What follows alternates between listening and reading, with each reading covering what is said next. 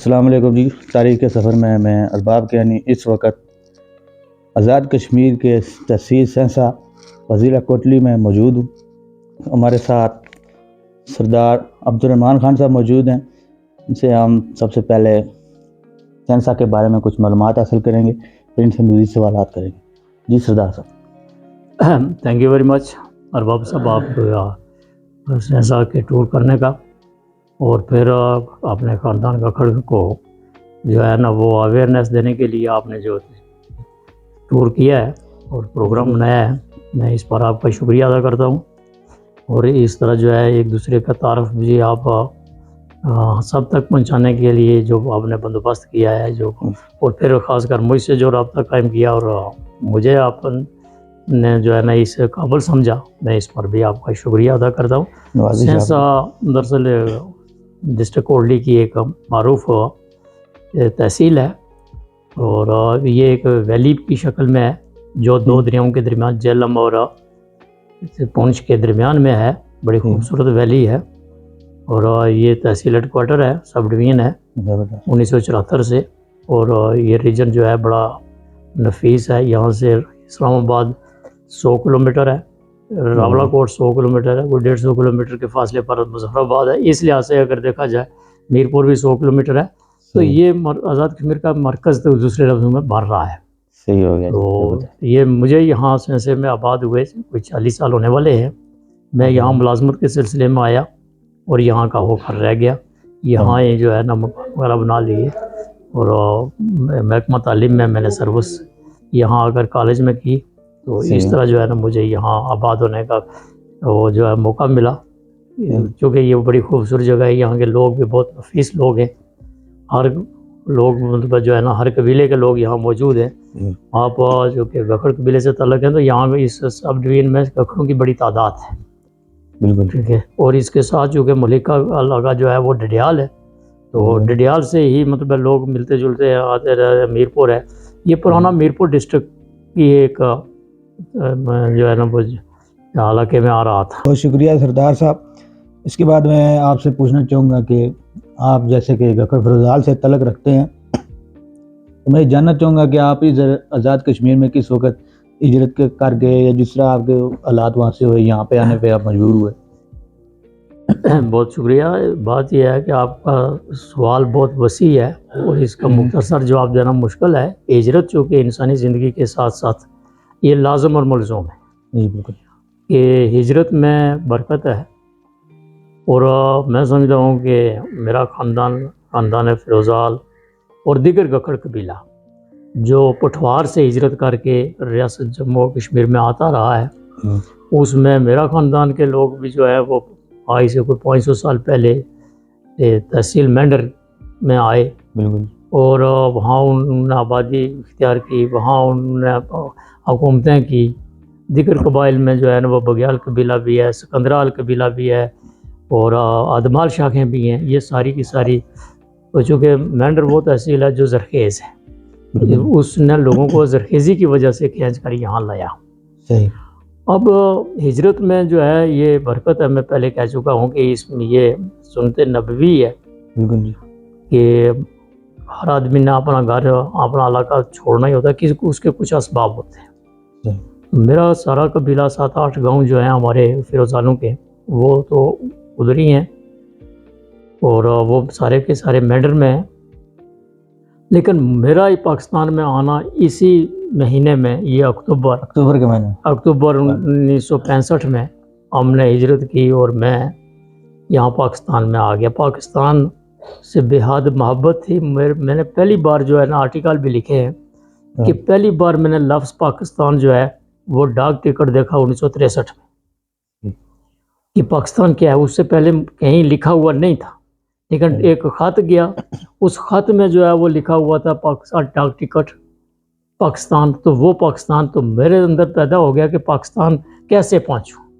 खुदा की कुदरत के 2 साल के अंदर अंदर हालात ऐसे हुए कि 2 मुल्कों को हम जो है वो पाकिस्तान की हदूद में, मैं पहले निकाल सेटल हुआ, सही, फिर वहाँ ही तालीम हासिल की। अच्छा, जब आप सहसा में आए तो जब आपके बुजुर्गवार से आपका कबीला, इधर के क्या हालात थे फिर यहाँ पे, कैसे आपने रहन सहन वगैरह किया? नहीं सुने, बात यह है कि मैं चूँकि हम जब हिजरत करके आए तो मैं नकियाल, एक जगह है जी। जो सब डिवीज़न है फतेहपुर थकियाला के नाम से आजकल जाना जाता है, लेकिन पुराना उसका नाम जो है वो पुरावा थकियाला कहलाता है। सही।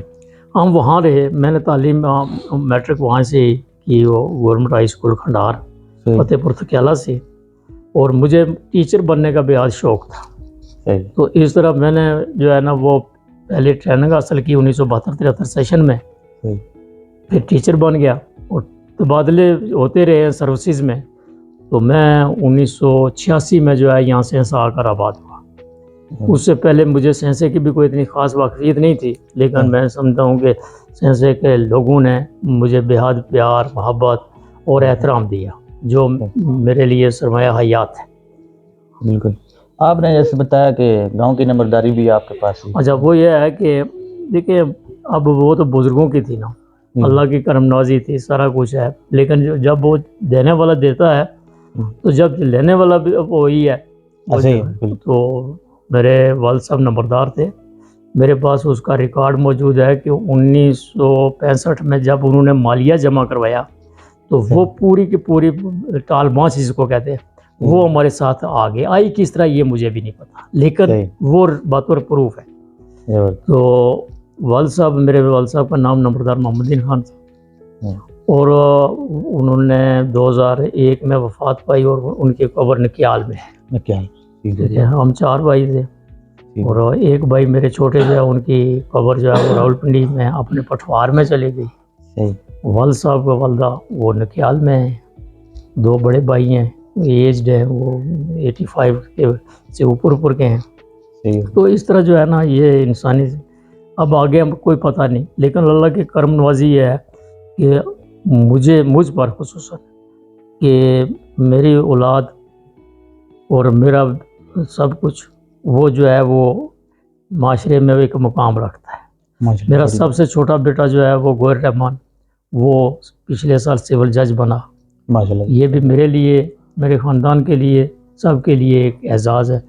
और उसके इस पर जो है ना उसकी सिलेक्शन पर ख़ानदान के तमाम लोगों ने बेहद खुशी का इज़हार किया, ये भी खुशी की बात है। हाँ जी कियानी साहब, जैसे कि आपने बताया कि फतेहपुर तकियाला से आपने मैट्रिक की, तो उसके बाद तालीमी सफ़र और सर्विस, और उसके बाद मैं 73 में टीचर भर्ती हो गया और सर्विस में मुख्तलिफ अदारों में मैं सर्विस करता रहा, और तबादलों के सिलसिले में भी जो है ना और शागिर्दों की तादाद भी माशाल्लाह काफ़ी हो गई है। इस अरसे में मैंने 26 साल सर्विस की, और जो ही 26 साल मुकम्मल हुई तो मैंने रिटायरमेंट ले ली।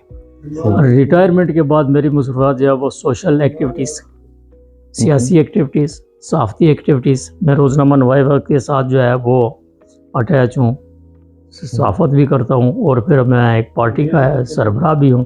कौमी इत्तेहाद पार्टी के नाम से मैंने पार्टी भी बना ली। तो सियासी सरगर्मियों में भी मेरा जो है वो एज ये इसको मैं मशगला समझ लें, हॉबी, ये मेरी हॉबीज़ हैं जो उनके बगैर में अच्छी बात है जी, इंसान को। और फिर पाकिस्तान गकर फेडरेशन के क़याम में और इसको आगे बढ़ाने में मेरा कंट्रीब्यूशन कैप्टन फाइज साहब हैं, खालिद कियानी साहब हैं, ये तमाम मेहरबान जो है ना हमने मिलकर इस प्लेटफार्म को बनाया और आगे हम बढ़ रहे हैं। आगे देखें, बड़ी बात है जी। पाकिस्तान गकर फेडरेशन बड़े अच्छे जनरल वार्ड हमारा हर साल बड़ा बेहतरीन प्रोग्राम होता है। बिल्कुल यही बात। कियानी साहब, आपसे पूछेंगे कि सेंसा में बोले कहा सेंसा के आसपास कौन कौन सी में बड़ी आबादियाँ हैं, उसके बारे में थोड़ा सर। मैं ये सेंसा मुख्तलिफ कबाइल का एक मरकज़ है। सही। इसमें बराबरी मतलब कोई इतनी नहीं है, लेकिन ज़्यादा जाट कबीला है, वो भी पठवार के हैं, सारे के सारे पठवारी हैं। सही। और उनकी भी आगे बेशुमार होते हैं। सही। बंग्याल है, कल्याल है, इस तरह की मतलब है। फिर सुदन कबीला है, और राजपूत लफ्ज़ लिखने वाले कबीला जो है वो मंगराल कबीला है, बहुत बड़ी तादाद है। सियासत में भी उनका बड़ा कंट्रीब्यूशन है। ये बल्कि मैं ये अगर डिक्लेयर कर दूं कि हमारे जो बाबा फ़रोज़ खान जिनकी वजह से हम फ़िरोज़ाल कहते हैं, उनकी जो है ना एक शादी वो मंगरालों से, उनकी वजह से हम मंगरालों के 2 तरमान भी। ये रिकॉर्ड का ऐसा है, चूँकि वो जब इधर आए तो कोटली मंगराला, ये आज का कोटली शहर जो है ये कोटली मंगराला था। सही है। यहाँ से गुजरते हुए उन्होंने शादी की, उनकी औलादें जो हैं वो उधर जाकर जो पैदा हुई हैं वो औलादें मतलब आज 7-8 गाँव में फैली हुई हैं। ये भी मतलब हमें अपने आबा अजदाद से की वजह से मतलब हमें मालूम हुआ कि हम उस माई मंगरालन के वतन से जो है औलादें पैदा हुई है वो। ये एक मेरे पास जो मालूमात है उसमें, इसलिए ये कबीला भी बड़ा है और भी मुग़ल कबीला भी हैं छोटे, मतलब अददी लिहाज से जो है ना वो होते वो सब बड़े हैं, लेकिन अददी लिहाज से यहाँ मतलब मिक्स आते हैं। सही हो गया। और सब एक दूसरे का एहतराम भी बहुत करते हैं, खुशी गमी में सब एक दूसरे के वहाँ शरीक होते हैं। सियासत में भी खैर ये कोई ऐसी बात नहीं होती कि जी सियासत में एक दूसरे को नजर ना, आज मिक्स अप हो गए हैं। बिल्कुल, हर शख्स के नजरियात होते हैं, बस इंसान को शिद्दत पसंद नहीं होना चाहिए, सबके साथ मिलकर चलना चाहिए। गांव के अंदर जैसे हमारा सिस्टम था पहले के, कोई भी मसला हो गया तो गांव के बुजुर्ग बड़े पंचायत या बैठक या कुछ चुपाल होता था तो उधर बैठ के तो फैसले वगैरह करते थे। तो आपके सेंसा में भी इस तरह की कोई तारीखी जगह मौजूद है? जो पहले जो ये सेंसा से पहले मैंने खुद आर्टिकल भी लिखा है। इस वादी पूरी का नाम वादी साइला है। साइला एक दरबार है, वहाँ इर्द गिर्द मंगराल कबीला है और वो दरबार है वहाँ कहते हैं कि जी वहाँ ये मामला तय हुआ करते। ये आज से 400 साल 500 साल पहले की तारीख है। ये वादी साइला कहलाती है, जिसको आज हम सेंसा कहते हैं। ये बड़ी खूबसूरत जगह है और प्लेन जगह है, वहाँ एक दरबार भी है। वो बाबा कहाँ से आए मुझे कोई सिलसिले में कभी मैंने नहीं है। फिर सेंसा सब डिवीजन में, आज का सब डिवीजन है, इसमें एक जगह जो है असाबे रड्डा, असाबे रड्डा वो बड़ी तारीखी जगह है कि जहाँ हमारे ये जो है ना हज़रत पीर साहब गुलार शरीफ वो उन्होंने उनकी शायद रफ़त है या किस तरह है कि वो वहाँ अक्सर आया करते थे कि वहाँ जो कब्रें हैं वो कोई असहाबी हैं। सही, इस लिहाज से वो बड़ी लंबी कब्र है उनकी, वो हम अक्सर लोग जाते हैं, लेकिन तारीखी जगह जो है वो बेशक वो है, वो भी एक इस लिहाज से रूहानी लोग आते जाते हैं। इसके अलावा कोई औलिया कराम सेंसा में उनका नहीं, दरबार हैं मतलब मूरी के मुकाम पर सादात है, प्लेट के मामला सेंसे में सादात की भी बड़ी तादाद है। सही हो गया। ये आए हैं और छोटे छोटे दरबार हैं, एक नावन दरबार है, मूरी में एक दरबार है। अच्छा कैनी साहब, आपसे मैं ये पूछूंगा कि सेंसा गांव में कोई मशहूर शख्सियत, कोई खिलाड़ी, कोई शायर, कोई सियासी शख्सियत, इस तरह के कुछ लोग हैं तो उनके बारे में साफ ज़ाहिर है कि सियासत तो इस वक्त बड़े अरूज पर है और बेशुमार सियासतदान है, किसका नाम लूँ और किसको छोड़ दूँ ये भी बड़ा मुश्किल है। अलबत्ता चंद एक शख्सियत जो बानी हैं आज की सियासत में, उनमें राजा फजलदाद मरहूम और राजा अब्दुल मजीद मरहूम, और जो उनके साथ मुकाबले वाले थे वो चौधरी मज़र साहब थे, और ये तीनों लॉ ग्रेजुएट थे माशाल्लाह। आज से 50-55 साल पहले इन्होंने सियासत का जब आगाज़ किया तो ये लोग जो है ना ये नामी गिरामी थे। फिर अब मिनिस्टर भी हमारे राजा नसीर साहब बने हैं, आज के मिनिस्टर जो हैं वो राजा चौधरी इखलाक साहब हैं, वो भी मिनिस्टर हैं। और भाई ये तो चलता रहता है कि कादा वर्ष ज़्यादा है। फिर हमारे मेंबर कश्मीर काउंसिल 2 रहे, चौधरी याकूब साहब मरहूम, और एक हमारे सैयद गुलाम रज़ा नकवी साहब, वो भी यहाँ के, उन्होंने भी सेंसों को जो है ना वो हाईलाइट करने में अपने किरदार से, सियासी किरदार से जो है उनका भी बड़ा कंट्रीब्यूशन है।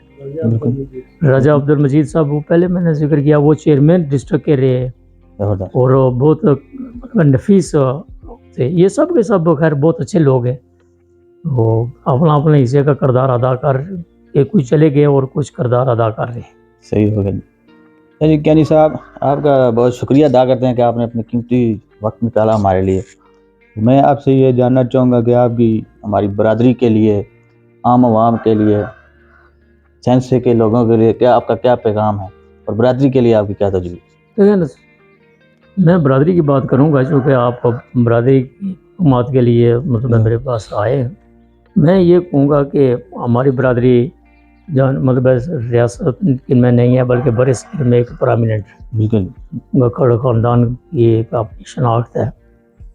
मैं तो ये कहूँगा कि हमारे जो है ना एक अच्छा तालीमी अदारा हो सही जो गखड़ कबीले के नाम पर हो, उसमें सब लोग शामिल हों और वो तालीमी अदारा जो है वो किसी यूनिवर्सिटी से कामिल हो, यूनिवर्सिटी बिल्कुल। टाइप का। इस सिलसिले में आप अपनी तहरीक को अगर आगे बढ़ाएं तो मेरा हिस्सा भी उसमें आप शामिल कर दें। माशाल्लाह ये मैं बड़ी- जो भी मतलब अपने हिस्से का किरदार अदा करूँगा। लेकिन बात यह है कि आज का दौर जो है इसके तकाज़े बदल गए।